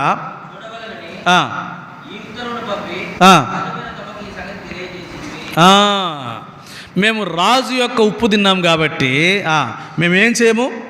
రాజునకు నష్టము రాకుండా కాపాడుతాం అని అంటే ఉప్పు మూడవదిగా అనేసార్లు అంటాం కదా, ఏమని, నేను ఉప్పు తిన్నోడిని కాబట్టి నేనేం చేయలేను, ఈ పని చేయలేను. ఆయన ఉప్పు తిన్నాను అంటాం. లోకంలో సామెత ఉంది కదా, నేను ఉప్పు తిన్నాను కాబట్టి ఈ పని చేయలేను అంటాం. అంటే అదేం చూపిస్తుంది అంటే వారి యొక్క ఫెయిత్ఫుల్నెస్, నమ్మకత్వమును జ్ఞాపకం చేస్తుంది. కాబట్టి ఉప్పు మూడవదిగా ఏం చూపిస్తుంది?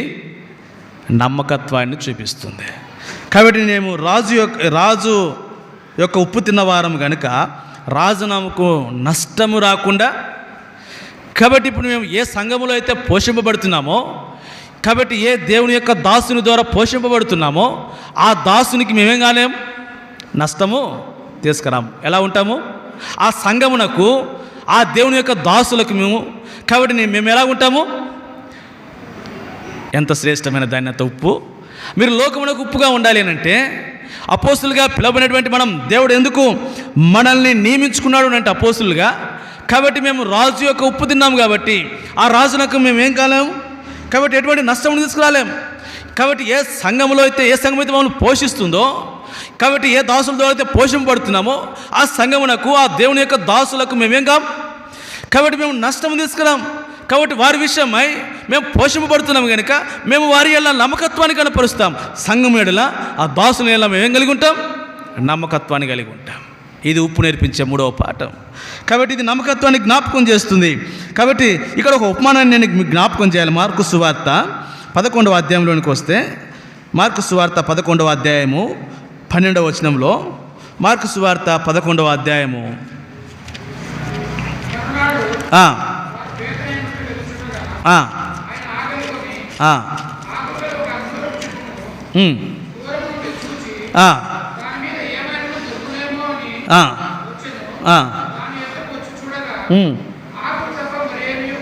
ఆకులు తప్ప మరేమీ కనపడలేదు.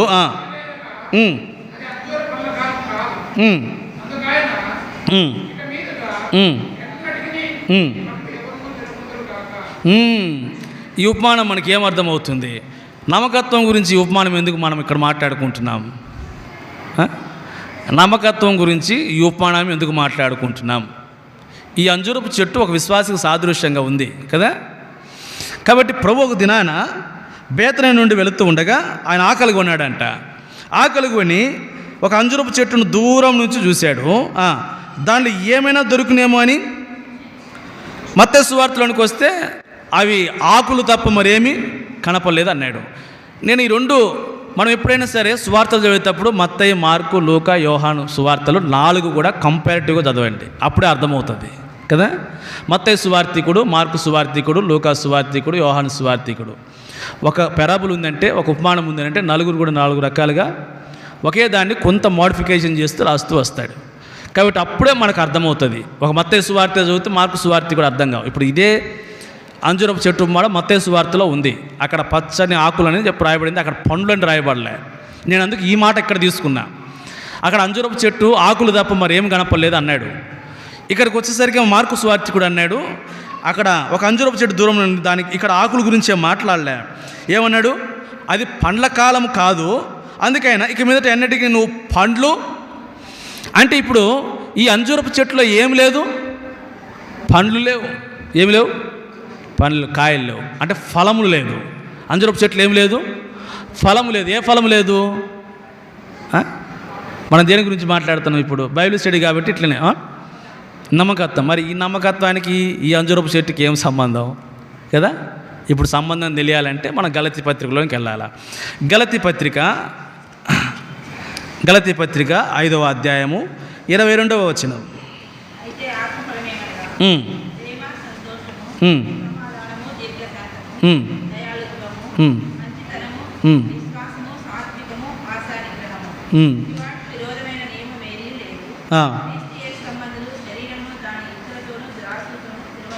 కాబట్టి ఇక్కడ అంటాడు, ఆత్మ ఫలమేమనగా ప్రేమ, సంతోష, దయాళుత్వము, మంచితనము. ఇక్కడ విశ్వాసము తెలుగులో ఉంది, ఇంగ్లీష్లోకి వచ్చేసరికి ఫెయిత్ఫుల్నెస్ అని ఉంది, నమ్మకత్వము అని ఉంది. నేను అందుకే ఆ పదం తీసుకున్నాను. తెలుగులో ఏముంది? విశ్వాసం అని ఉంది, కానీ ఇంగ్లీష్లో నమ్మకత్వం, ఫెయిత్ఫుల్నెస్ అని ఉంది. కాబట్టి ఇప్పుడు ఈ అంజూరపు చెట్టు ఉంది, పచ్చగా ఉంది, చూడటానికి ఆకులు ఉన్నాయి, కానీ ఏమి లేదు, ఫలం లేదు. ఏ ఫలం లేదు? ఆత్మఫలం లేదు. ఏ ఆత్మఫలం లేదు? నమ్మకత్వం లేదు. విశ్వాస క్రైస్తవ జీవితంలో అనేక సార్లు ఫ్లరిష్గా ఉంటాం. నేను 2వ తలంపులో జ్ఞాపకం చేశాను. ఏమని? సారవంతంగా ఉంటాం. కానీ కాబట్టి అక్కడితో ఆగిపోకూడదు. సారవంతం తర్వాత ఎక్కడికి రావాలి? నమ్మకత్వం ఫలంలోనికి రావాలి, ఆత్మ ఫలంలోనికి రావాలి. అదే నమ్మకత్వం. కాబట్టి లోకమునకు మీరు ఉప్పు అంటే, కాబట్టి ఉప్పు 3వదిగా ఏం జ్ఞాపకం చేస్తుంది అంటే నమ్మకత్వాన్ని జ్ఞాపకం చేస్తుంది.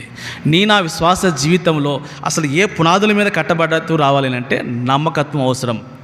కాబట్టి నీవు నేను నమ్మకత్వం అవసరం మనకి. లోకమునకు మనం ఎట్లుండాలి? నమ్మకంగా కనపడాలి, నమ్మకత్వం కలిగి ఉండాలి. ఎప్పటి వరకు ఈ నమ్మకత్వం అని అంటే ప్రకటన గ్రంథంలో ఒక మాట నేను జ్ఞాపకం చేస్తాను ఇక్కడ. అంతకంటే ముందు మత్తయి సువార్తలో నమ్మకత్వం గురించి మాట్లాడుతూ వచ్చినప్పుడు ఒక మాట నేను ఇక్కడ జ్ఞాపకం చేసి అక్కడికి వెళ్తా. మత్తయి సువార్త 25వ అధ్యాయము 21వ వచనం. మత్తయి సువార్త 25:21.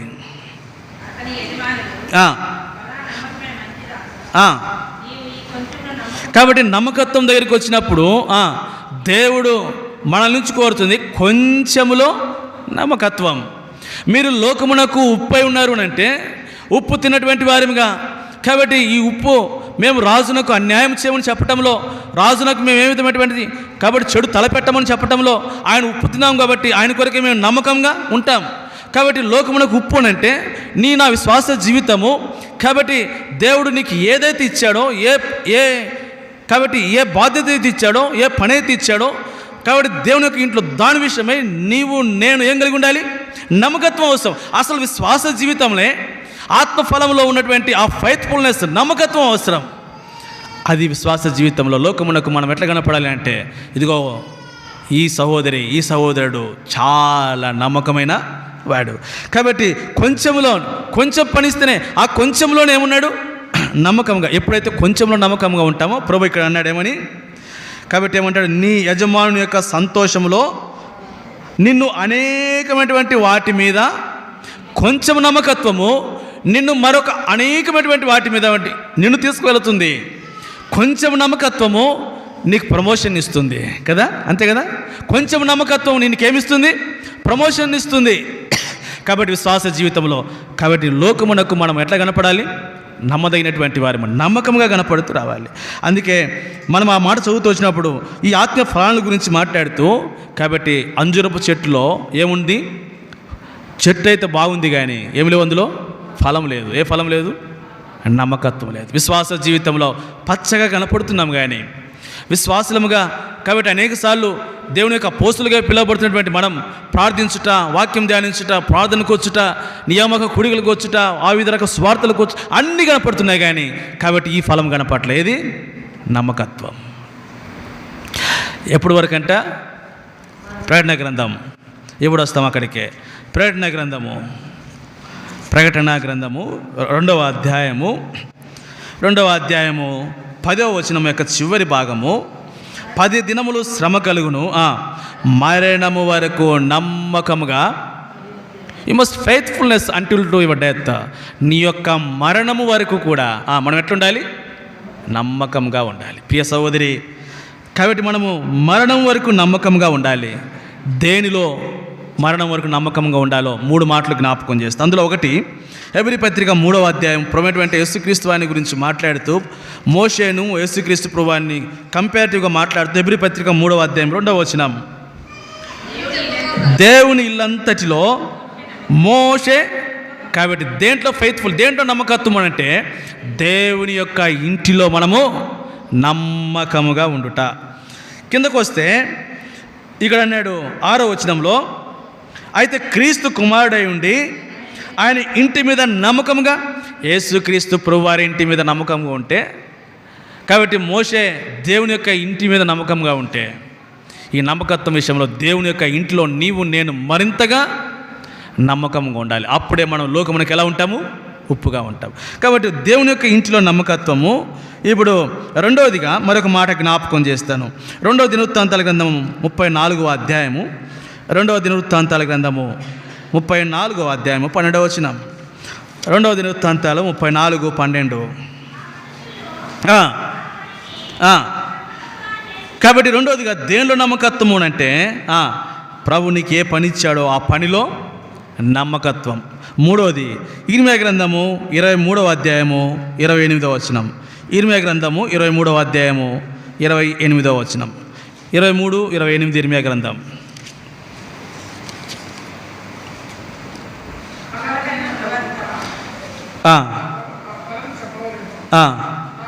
నా వాక్కు ఎవనుకుండునో వాడు సత్యమును బట్టి నా మాట చెప్పవలను, ధాన్యముతో చెత్తకు ఏమి సంబంధము. అది కాదన్న 23 అది కాదు, కరెక్ట్ అదేనా. 23:28 కళ కనిన ప్రవక్త ఆ కళను చెప్పవలను, నా వాక్కు ఎవనుకుండునో వాడు సత్యమును బట్టి నా మాట చెప్పవలను. ఇక్కడేమో సత్యమును బట్టి నా మాట చెప్పవలను అని తెలుగులో ఉంది, కానీ ఇంగ్లీష్ వర్షన్లోకి వెళ్తే ఫైత్ఫుల్నెస్ అని ఉంటుంది. నా మాట నమ్మకముగా చెప్పవలను అని చెప్పటంలో దేవుడు ఏ మాట అయితే చెప్పమన్నాడో ఆ మాట చెప్పటంలో నమ్మకత్వం అవసరం కదా. కొన్నిసార్లు దేవుడు ఈ మాటలు చెప్పమన్నప్పుడు ఆ చెప్పేదాని విషయంలో ఏమవుతామనంటే దాటేస్తాం. అవసరం ఏముంది కదా. దేవుడు ఏ మాట చెప్పమన్నాడో ఇర్మియా చాలాసార్లు ఆ మాట అంటాడు. ఇదిగో దేవుడు ఇర్మియా నువ్వు వెళ్ళి ఇశ్రాయేలు ప్రజలకి ఈ మాట చెప్పంటే ఉన్నది ఉన్నట్టే చెప్పాడు, ఏం దాచలే కదా. కాబట్టి దేవుని యొక్క మాట చెప్పేటువంటి విషయంలో ఏమవసరం? నమ్మకత్వం. అందుకే 2వ కొరింథీయులకు రాస్తూ పౌలు అపోస్తలుడు మనకు అర్థం కావాలని అంటే 2వ కొరింథీ పత్రిక 2వ అధ్యాయం 17వ వచనం. 2వ కొరింథీ 2:17.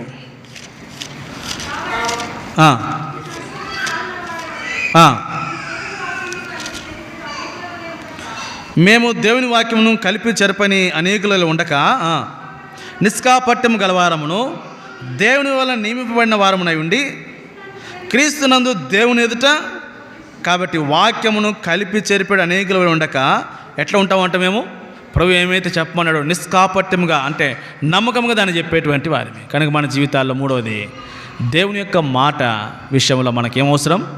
నమ్మకత్వం అవసరం. కాబట్టి ఉప్పు మీరు లోకమునకు ఎలా కనపడాలి?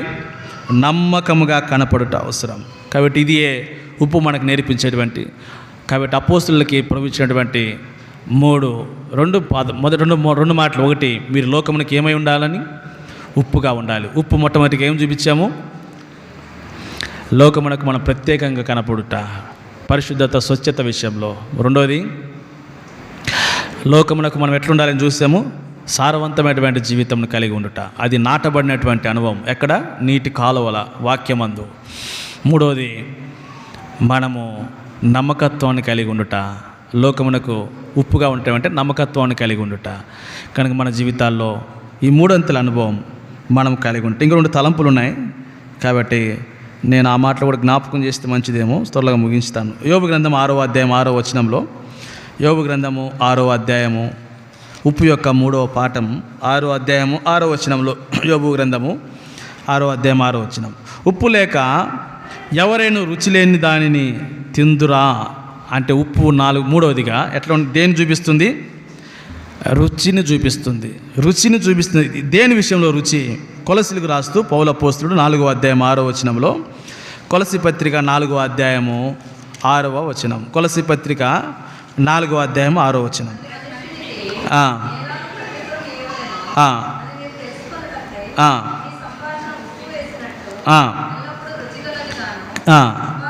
కాబట్టి ఇప్పుడు రుచి గలదిగాను ఉప్పు వేసినట్టు ఏదంట? మీ సంభాషణ. కాబట్టి ఉప్పు 4వదిగా మీరు లోకమునకు ఉప్పుగా ఉండాలని చెప్పటంలో అపోస్తులు. కాబట్టి మీ సంభాషణ లోకమునకు ఎట్లా కనపడాలా? రుచి కలదిగాను కృపాసహితంగాను కనపడాలి. కాబట్టి ఉప్పు 4వదిగా. కాబట్టి నా సంభాషణ గురించి మాట్లాడుతుంది. కాబట్టి అనేకసార్లు మన సంభాషణ విషయం జాగరూకం కలిగి ఉండాలా. అనేకసార్లు ఇద్దరు విశ్వాసులు కూర్చుంటే వారి మధ్య దేని గురించిన సంభాషణ ఉండాలా? 3వ వ్యక్తి గురించి ఉండాలా కదా. 2 వ్యక్తులు కూర్చుంటే 3వ వ్యక్తిని గురించి మాట్లాడుకోవాలి. అన్న ఆయన అట్టంటన్నా, ఏం ఎట్టంటన్నా, ఏమొస్తుంది అనుకుండా మనకి కదా. ఏమన్నా వస్తుందా? ఏమి రాదు. కాబట్టి ఉప్పు ఏమి జ్ఞాపకం చేస్తుంది అంటే మన సంభాషణ విషయమే జాగరూకమై ఉండుట. ఎట్లుండాలంటే మన సంభాషణ కృపాసహితముగాను రుచిగా ఉండాలంట. మనం మాట్లాడితే తీయగా ఉండాలి మాటలు అట్టని చెప్పి కదా. దీనా విషయంలో రుచిగా మాట్లాడాడు ఒక ఆయన ఆడ, ఆ రుచి కాదు మళ్ళీ అట్ట అనుకుంటారు కదా. దీనా విషయంలో ఎవరు మాట్లాడారు? దీనా విషయంలో ఎవరు మాట్లాడారు అమ్మ రుచిగా? ఎవరు? ఒకసారి చూస్తామా? ఆదికాండము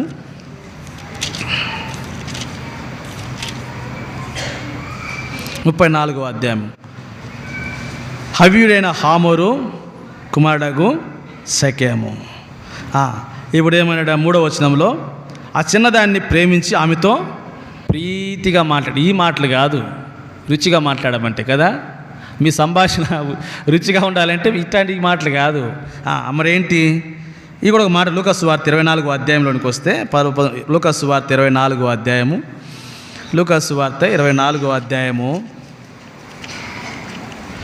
లూకా సువార్త 24వ అధ్యాయం 13వ వచనం నుంచి ఇక్కడ ఒక సంభాషణ కనపడుతూ ఉంది రుచికరమైన ఇద్దరు వ్యక్తుల మధ్య. కాబట్టి ఇద్దరు యెరూషలేము నుండి అమ్మాయికి వెళుతూ వారు మాట్లాడుకుంటుంది ఏంటి అంటే, వారు క్రీస్తును గూర్చినటువంటి సంగతులే అన్నాడు. కాబట్టి కృపాసహితంగా రుచిగా ఉండేటువంటి మాటలు లోకమునకనంటే మన సంభాషణ రుచిగా ఉండాలంటే దేని గురించి మాట్లాడాలా? క్రీస్తుని గురించినటువంటి మాటలే ఉండాలా. అందుకే పౌలు అపోస్తలుడు ఎఫెసీలకు రాస్తూ ఎఫెసీ సంఘాన్ని గురించి ఎఫెసీ పత్రిక 4వ అధ్యాయం 29వ వచనంలో, ఎఫెసీ పత్రిక 4వ అధ్యాయము 29వ వచనం, వినువారికి మేలు కలిగినట్లు అవసరమును బట్టి క్షేమాభివృద్ధికరమైనటువంటి అనుకూల వచనమే పలుకుడు కానీ దుర్భాష ఏదైనా మీ నోట రాకూడదు. కానీ విశ్వాస జీవితంలో ఇది చాలా అవసరం. కాబట్టి అనుకూల వచనమే, క్షేమాభివృద్ధికరమైనటువంటి అనుకూల వచనం కాదు. దుర్భాష ఏదైనా మన యొక్క నోట రాకూడదు. అది ఉప్పు వేసినటువంటి సంభాషణ. ఇంకొంచెం ముందుకెళ్తే తిమోతికి రాస్తూ పౌలు అపోస్తలుడు తిమోతి మొదటి పత్రిక 4వ అధ్యాయం 7వ వచనంలో, మొదటి తిమోతి పత్రిక 4:7లో అపవిత్రములైనటువంటి ముసలమ్మ ముచ్చట్లను, కాబట్టి అవి కాదు మనం చేయాల్సింది. మన సంభాషణ అపవిత్రమైనటువంటి ముసలమ్మ ముచ్చట్లు ఉండకూడదు. మరి ఏముండాలా? ఎఫెసీ పత్రికలో మళ్ళీ వస్తే 5వ అధ్యాయము 4వ వచనంలో, ఎఫెసీ పత్రిక 5:4లో కృతజ్ఞత వచనమే మీరు ఉచ్చరింపవలను కానీ బూతులైనను పోకిరి మాటలైనను సరసోక్తులైనను ఉచ్చరింప ఇవి మీకు తగవు. ఎవరికి? అపోస్తులుగా నియమింపబడినటువంటి మీకు ఈ మాటలు ఏమాత్రము తగవు. కాబట్టి ఉప్పు 4వది ఏం చూపిస్తుందంటే మన యొక్క రుచికరమైనటువంటి సంభాషణ, ప్రభువుని గురించినటువంటి మాటలు తప్ప మరి ఏ కూడా మన జీవితంలో మనకేం కాకూడదు, కనపడకూడదు. కాబట్టి చాలా ఇక్కడ నేను ముగిస్తున్నాను. ఈ 4 గంటల సంగతులు మన జీవితాల్లో జ్ఞాపకం ఉంచుకుందాం. అవి మనం అభ్యాసం చేసుకుందాం. తద్వారా మనము ఎన్నుకొనబడినటువంటి, ఏర్పరచబడినటువంటి, నియమింపబడినటువంటి అపోస్తుల వలె ప్రభు కొరకే మనం లోకంలో జీవించుదుము గాక. కాబట్టి నా రిక్వెస్ట్ ఏంటి అంటే, నేను విడిచి వచ్చినటువంటి సంఘం సమాధాన గృహంలో నేను బైబిల్ స్టడీలో నాకంటే ముందు అడ్వాన్స్గా చెప్తారు వాళ్ళు. ఎందుకనంటే వాళ్ళు మొత్తం నోట్స్ రాస్తారు. ఇన్ని నోట్స్ ఉంటాయి వాళ్ళ దగ్గర. మీరు ఎప్పుడైనా తెప్పించుకో 4-5 ఒక్కొక్కరి దగ్గర 4-5 నోట్స్ కంప్లీట్ అయి ఉంటాయి. అంటే ప్రతిదీ కూడా వర్తమానం అంతా కూడా ఏం చేసేవాళ్ళు నోట్ చేసుకొని. నేను ఒక్కసారి బెరయ సంఘం గురించి చెప్పాను. బెరయ సంఘం గురించి చెప్పినప్పుడు వారు అప్పటి నుంచి అలవర్చుకున్నారు. కాబట్టి నా రిక్వెస్ట్ ఏంటి అంటే, పుక్కిట పురాణాలు లాగింటే వాక్యం అర్థం కాదు. రాసుకొని దాన్ని మరలా లేఖనములు అలాగున్నాయో లేవో ఏం చేసేవాళ్ళంట బెరయ సంఘం పరిశోధించేదంట. అప్పుడే మనకు వాక్యం అర్థమవుతుంది. కనుక అలాగ చేస్తే బాగుంటుంది. ఇప్పుడు అట్లు మిమ్మల్ని సిద్ధపరచును గాక. ప్రార్థన చేస్తాం.